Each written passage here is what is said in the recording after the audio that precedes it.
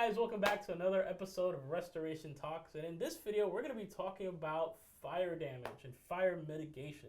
And I have our special guest with us, our master technician. His name is Liam. Liam, welcome to the show. How's it going?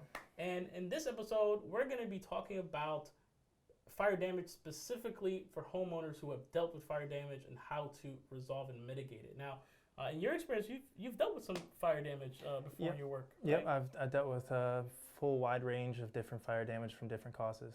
Now, can you tell us a little bit about what are the common causes of fire damage in your experience in your field? Yeah, there can be electrical fires, there can be cooking fires, i.e. the grease in the home, or it could be something that was related to weather, whether it be lightning striking or a windstorm that knocked power lines onto your home, what have you.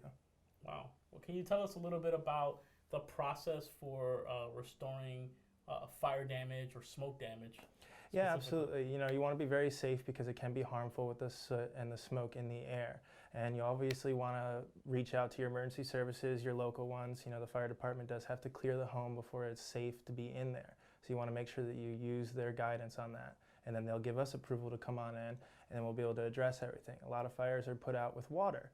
So we're looking at a two-piece system here where it's a fire damage and it's a water damage, because that's the way that they used it to put out the water, or to put out the fire.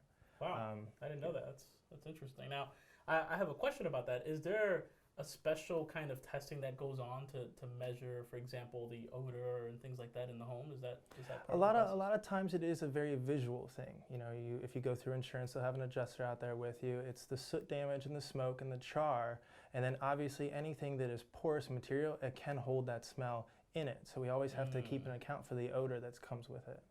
Wow. Well, that's very, very great information.